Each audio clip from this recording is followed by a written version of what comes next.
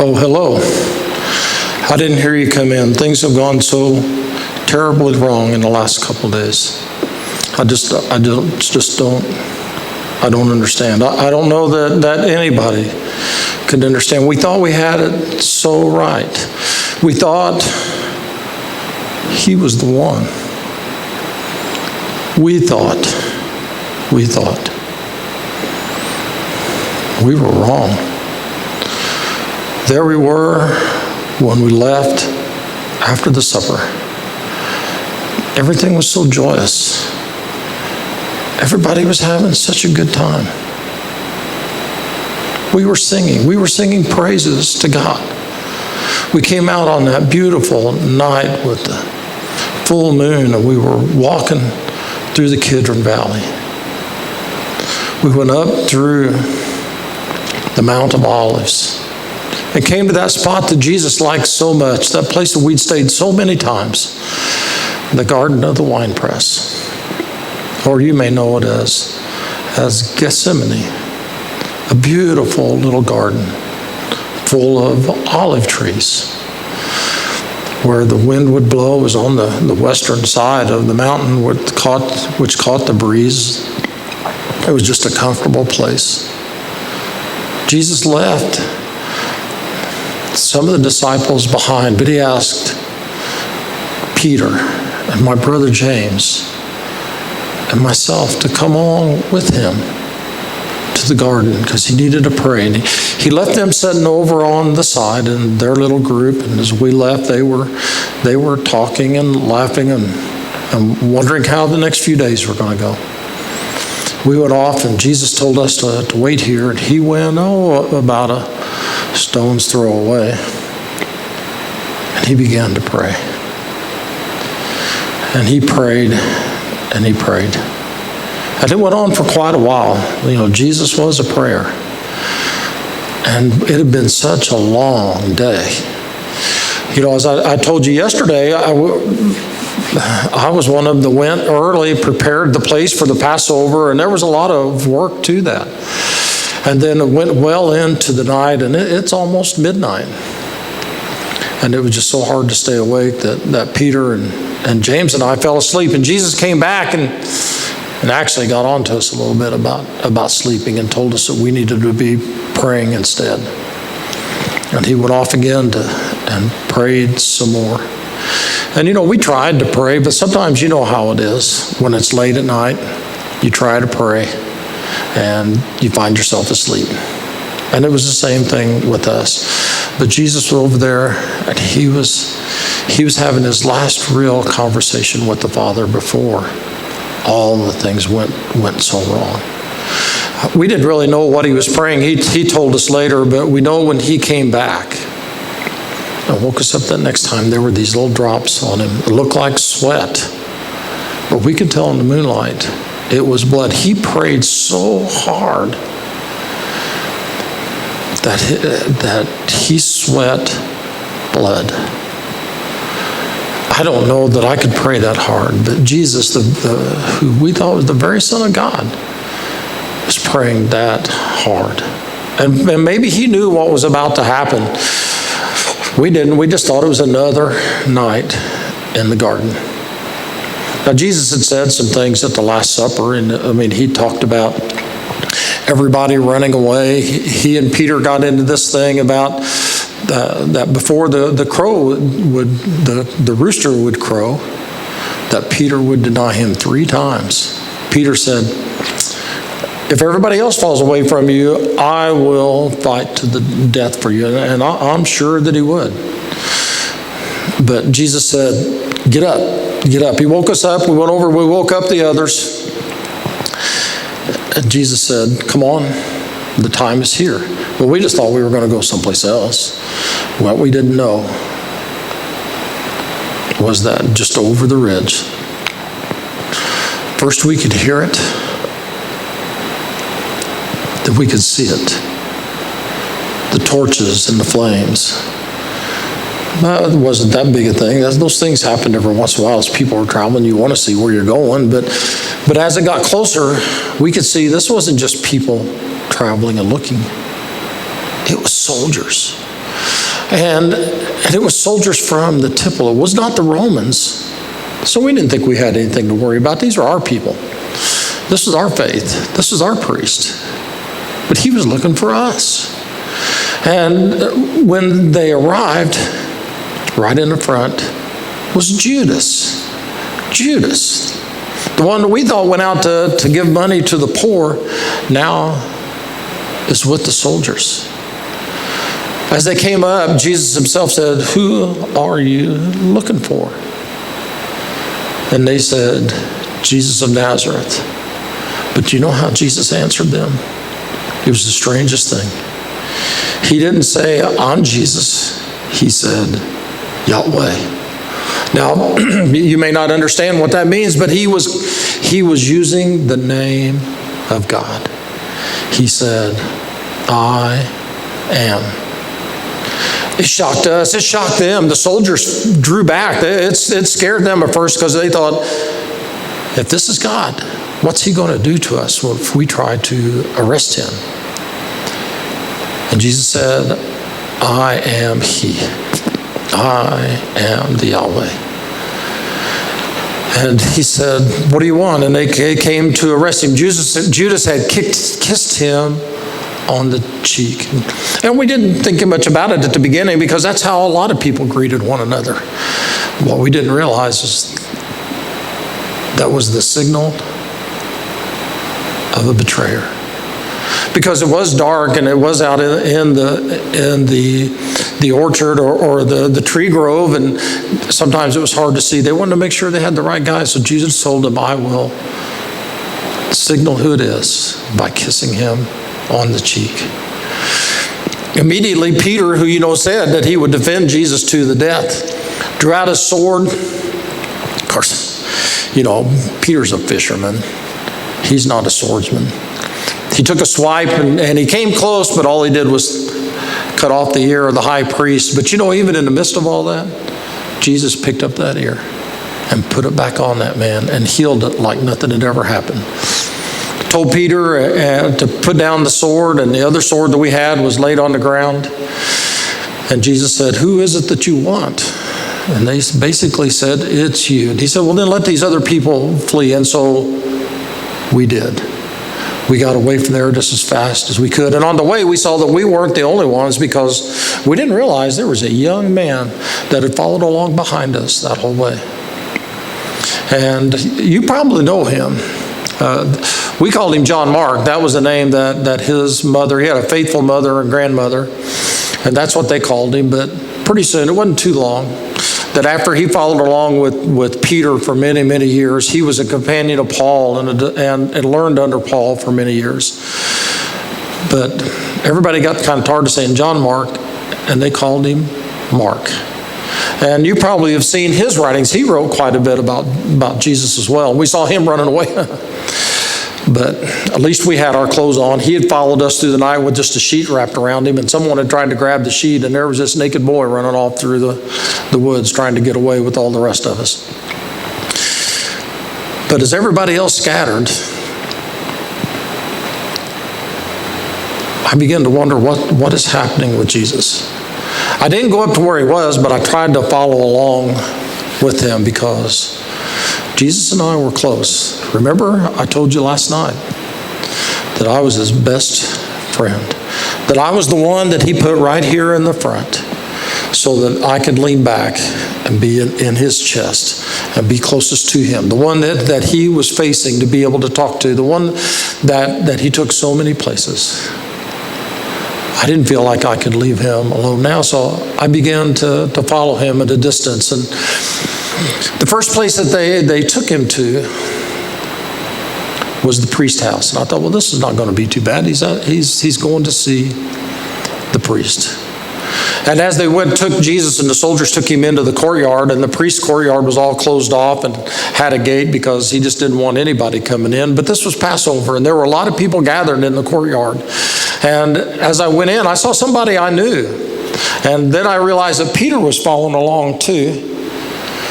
And so I said something to the person that I knew, and they let me in, and they also let Peter in. And by this time, it's the middle of the night, and it gets kind of cold over there even this time of year. And so there was a fire going, and people were standing around the fire, and somebody looked at Peter and said, "You're from Galilee, aren't you? You must be one of those." And Peter said, No. I'm not one of them. I don't know him. And a little bit later, someone else looked at Peter and said, "Didn't I see you with him?" Peter said, "I don't know the man." And I was looking at Peter wondering, what are you doing? What are you saying? And then it wasn't very long that another person looked at Peter and said, "I am positive that you were with him." And Peter actually used language that we don't use. He cussed and said, "I don't know the man." And he began to run out of there. And just at that time, two things happened. A rooster crowed. And as Peter looked back, because the rooster crowed, they just brought Jesus out of the priest's house. And their eyes met. And it was a look that I have never seen before. A look I hope I never see again. And Peter ran off somewhere and wept bitterly all night. It affected Peter. It changed Peter. Well, shortly after that, they took Jesus to Pilate.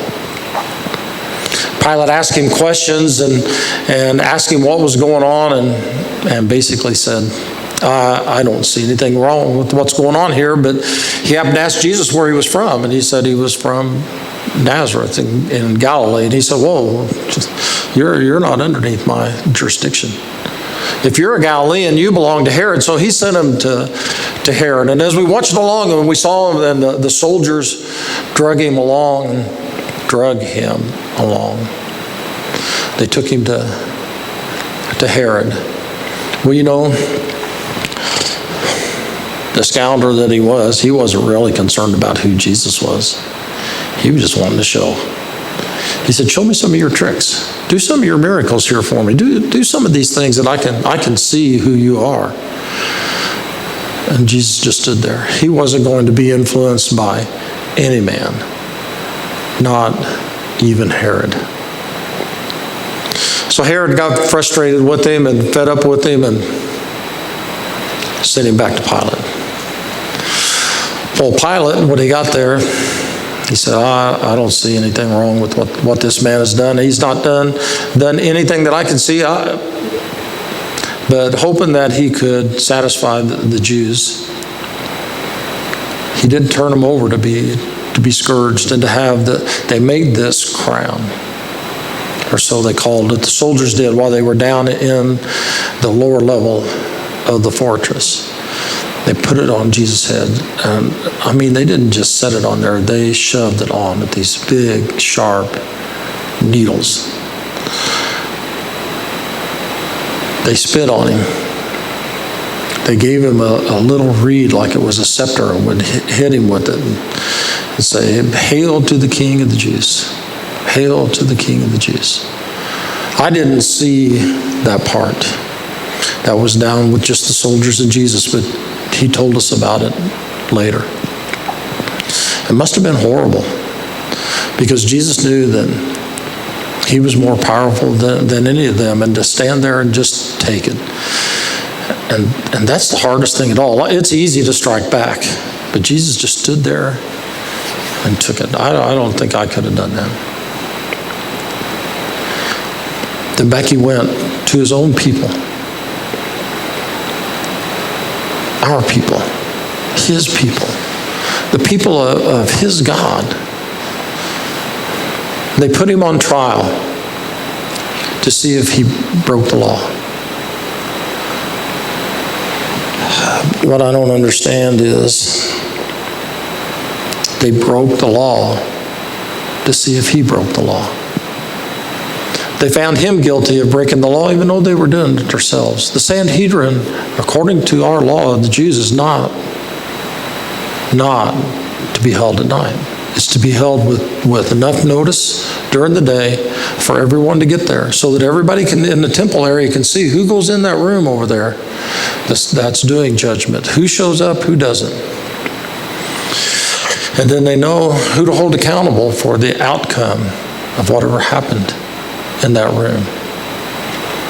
The other thing that they did was that our law says that nobody is to be, in that kind of a circumstance, to be found guilty and slain in the same day.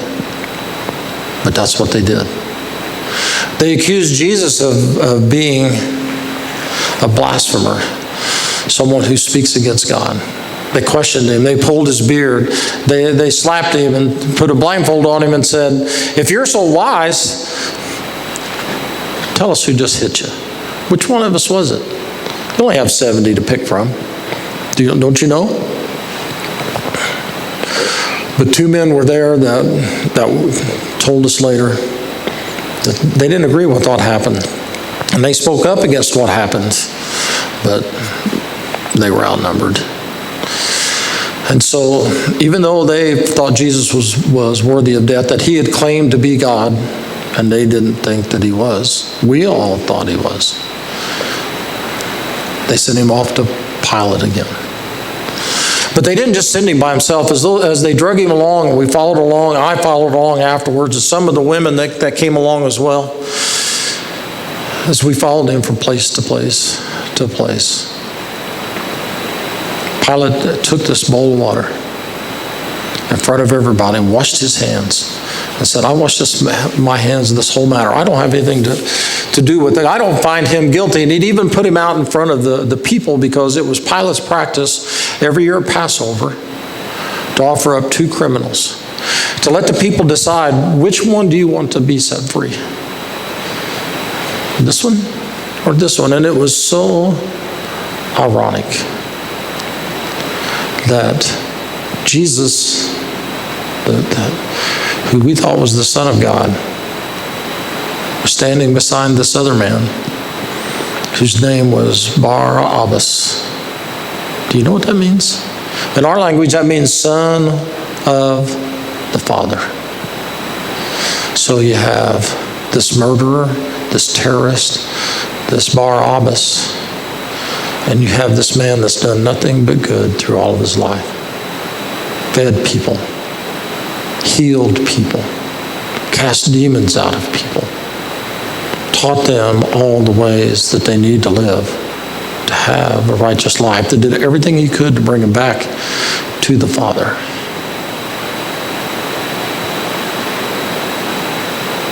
But that's not who the people called for. They called for the release of the murderer. Then Pilate didn't know what to do. He thought sure that when you put somebody like Jesus out there, no matter who they claim to be, but from the things that they'd done, that surely the people would turn them loose. What he didn't realize is that the priest and all of their entourage were in the crowds. And they were calling out for Barabbas. And when Pilate said, "What about this one called Jesus?" they fired up the crowd with "Crucify him, crucify him." Pilate said, "Why? He hasn't done anything wrong. Crucify him, crucify him." And then they began to shout, "If you don't crucify him, you are not a friend of Caesar's."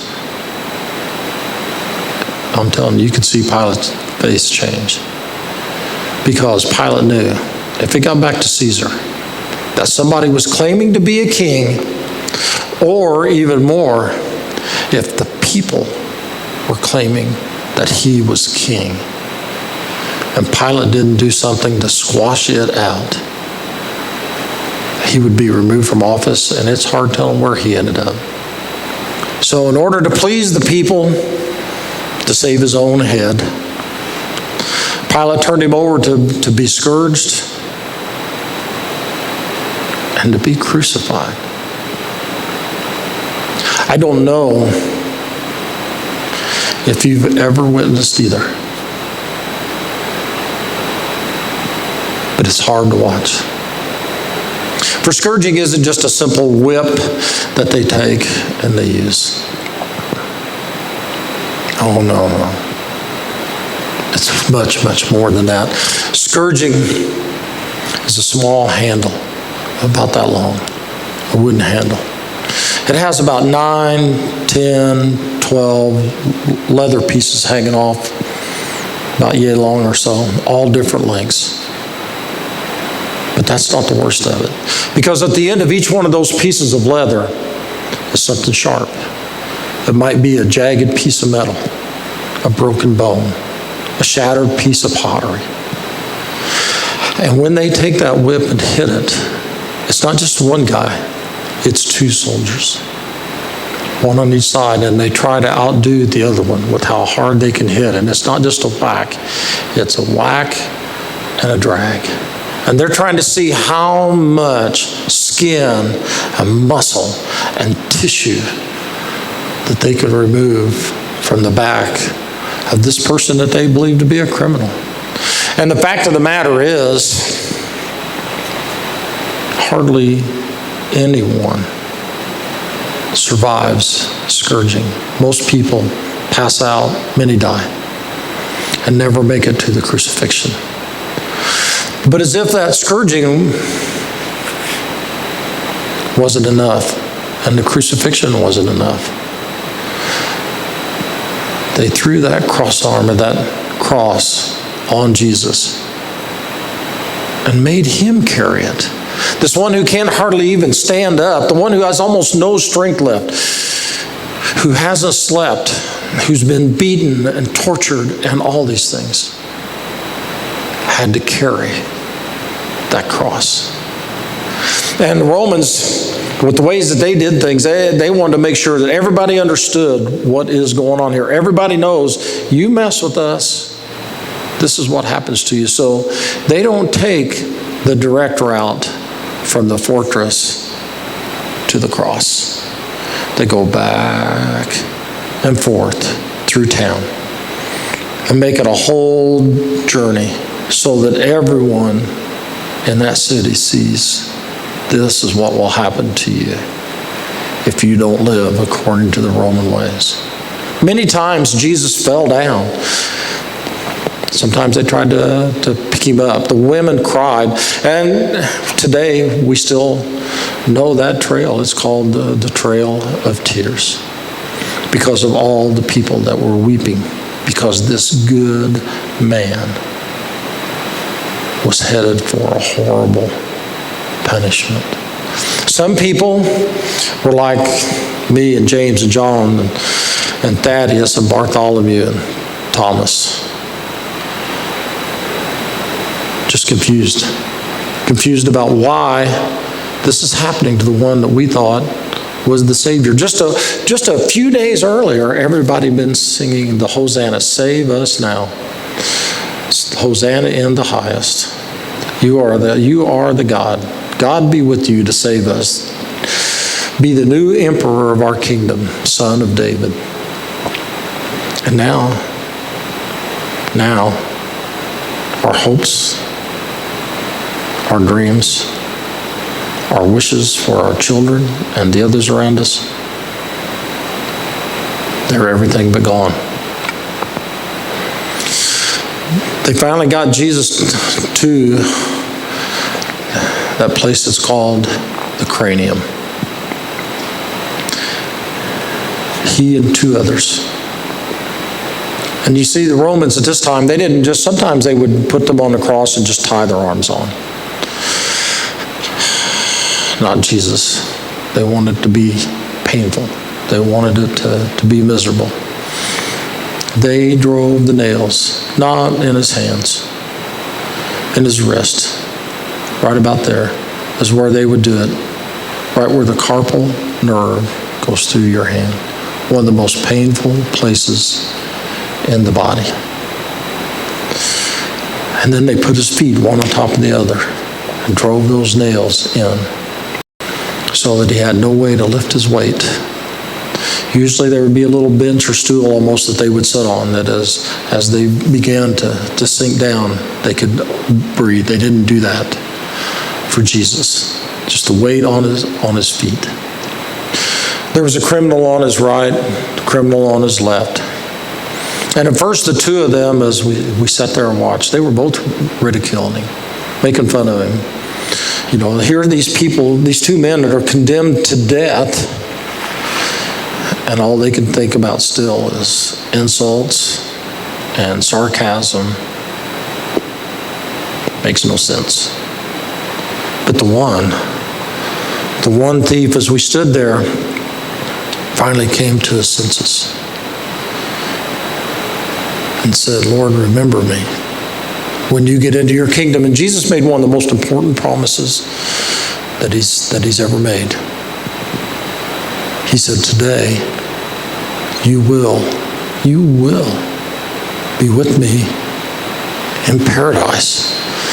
At first, I didn't really understand what he was talking about or what he was saying, but now I understand. But as Jesus was down, or as we were standing down there, and I wasn't alone, I was the only one of the men that were there. But Jesus' mother was there with me. Mary Magdalene, Cleophas, and a couple of other women that had followed Jesus all along the way. And we watched as the Jewish leaders come out to add insult to injuries, and were laughing, and we called it wagging their tongues at Jesus, which meant they were being just smart alecks.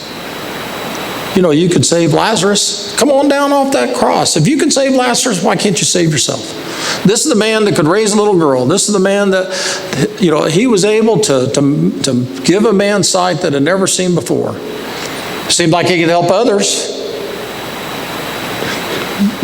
but he can't help himself. He can't really be anything. If you're who you say you are, come on down off that cross, and then we'll believe you. You know, I don't think it would have mattered if he'd have come down off the cross or not. They wouldn't have believed him. But now I understand something that's really, really important. You know, they said, if you can, come down off that cross. And I've come to realize that Jesus could have come down off that cross. He chose not to come off the cross. He could have come down to save himself.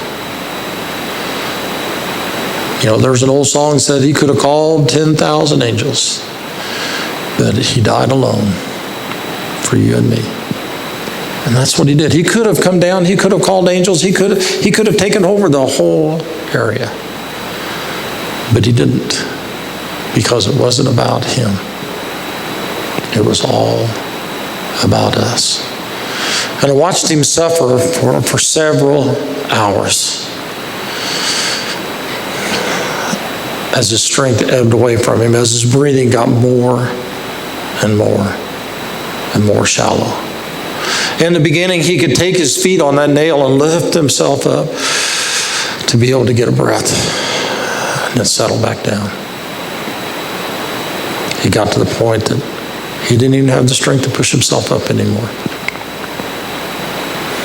He said he was thirsty, and they tried to give him some wine that was mixed with myrrh or gall or whatever you want to call it, but it was basically a deadening compound that would help to ease the pain. When Jesus smelled and saw what it was, he didn't take it.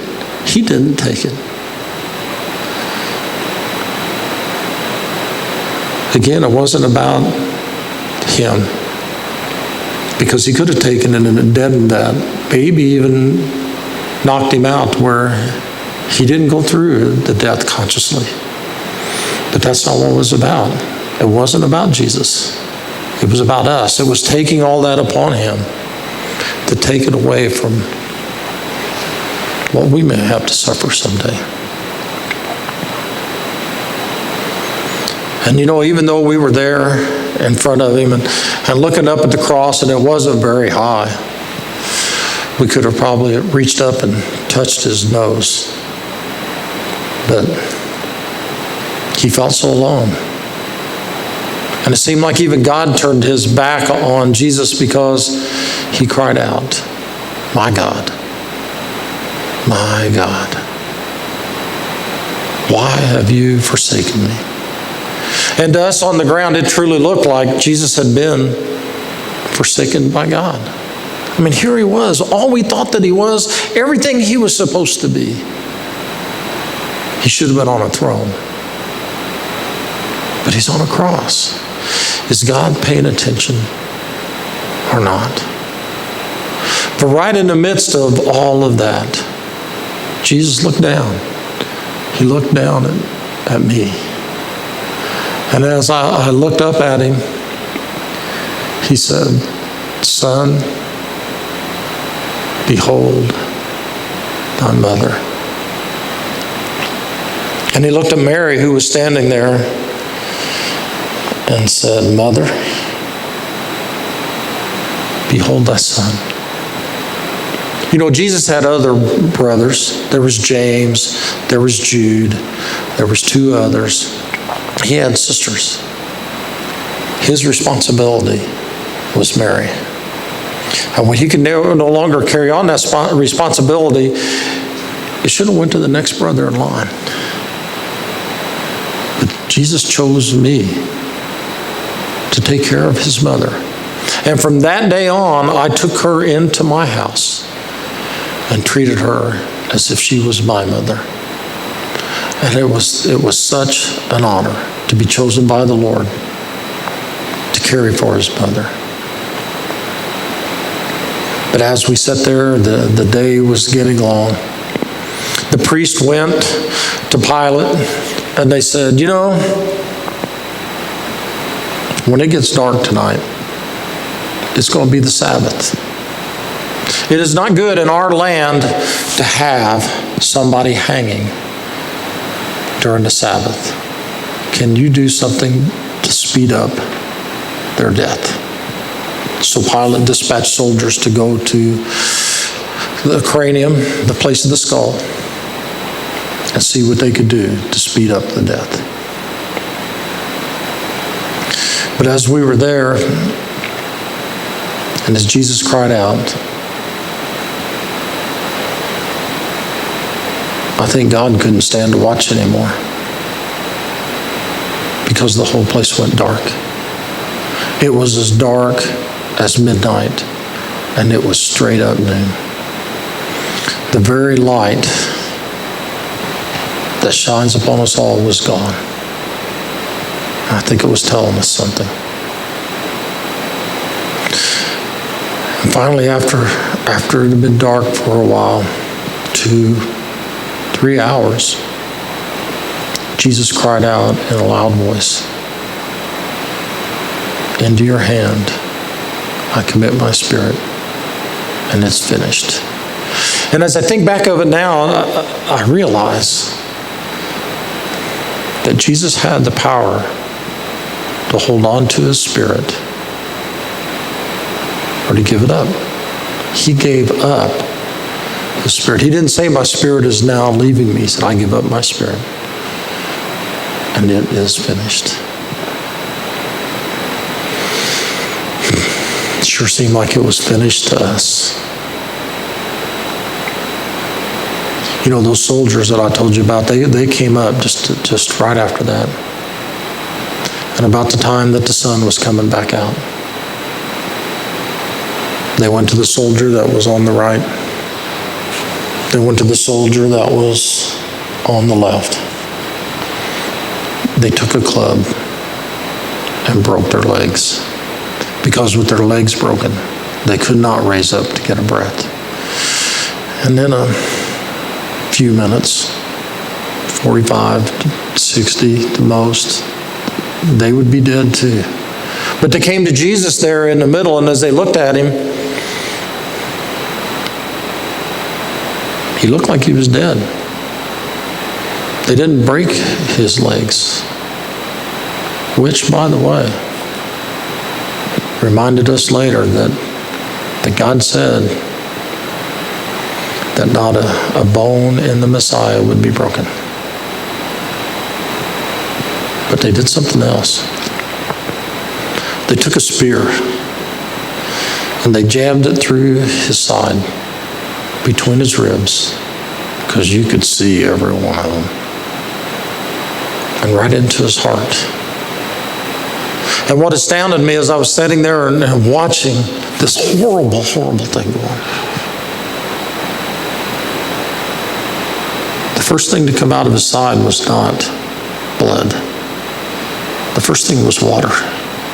A clear fluid that flowed back out the spear handle and down his side, followed by the blood of his heart. We knew right then and there, if he hadn't already breathed his last, it was over. Well, as I told you, it was getting towards dark. It's after 3 o'clock. Pretty soon, it'll be dark. And the dark starts the Sabbath. At the Sabbath, no work can be done. No work. Nothing. Not even burying somebody that's close to you. But I also told you about 2 men that had opposed all the things that were going on in the Jewish court, the Sanhedrin. One of them was Joseph of Arimathea. Seeing Jesus died, he hurried to Pilate and asked for permission to have the body, because he wanted to take it and to bury it, to get Jesus off that cross. Because you know the Word of God says anyone who's left to hang on a tree is accursed. He didn't want that for Jesus. He didn't understand what may be coming, but he knew what had just happened. This man that he had followed, that he'd listened to, that he probably didn't tell a whole lot of people about because of his position and his standing. Now the most important thing of his life was paying honor to him, as well as Nicodemus. He got that permission, and they came. They took Jesus' body down, all by themselves. And right over, not very far away, was a slab that was set there to lay the body on as you took it down, because there might be other things to do before you put it in the tomb. And whenever they would crucify someone, they always did it near the tombs. And Joseph, not too far away, had a brand new tomb. Nobody had ever been in it before. There were no other bones, because you see, the tombs back then almost looked like this table that you have here. As you went in a room that was just about the size of this top level, there would be a slab. And they would have taken that body as it was there on that slab outside, wrapped it in cloths, taken a special one, laid it under their head, brought it over, and tied it off. And then they would carry that body up,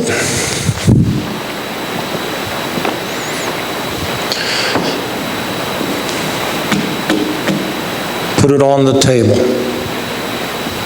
straighten it up, the legs, the head, to make sure that the head was covered. Tuck a few spices in, because they didn't have time to do all the things that they needed to do. All the things that they would normally do, the proper preparation of the body with wiping down with oil, rubbing with myrrh, putting all the spices that would be in there, and making sure it was tended to. It was starting to get dark. And we were still outside the tomb waiting to see what would happen. On most people, there was a space behind the tomb that as a new person in the family died, they shoved those bones over the back and laid the new body down. Jesus was in a new tomb. There was nobody in it before, so that there was no chance that who came out of that tomb was anybody but Jesus. But they come out and they took that big stone, rolled it over the entrance.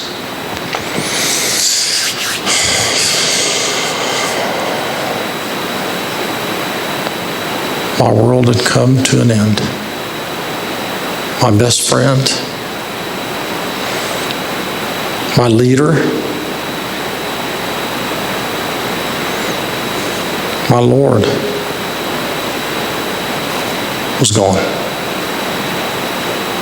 Everything that I thought was possible, everything that was in my heart, my head, everything that was in my spirit was now gone. It was dead and sealed away. That tomb was closed. It looked like it was over. Evil had won over righteousness. How could that happen? How could that happen? I don't know. But it did. As I was standing there outside that tomb, as Nicodemus left, Joseph left, Mary Magdalene went to wherever it was she was going. And I was standing there with Mary. And then it hit me. I need to go. I need to get Mary out of here. Because I know the Romans. If they came for him, they'll be coming for me. And I can't take care of her if I'm not here. So it's time for me to go and to hide and to seal myself off from all of the public, to sit at home with those that are around me, with the windows closed, the doors locked, and hope that they don't find me, because it appears that my hope is gone.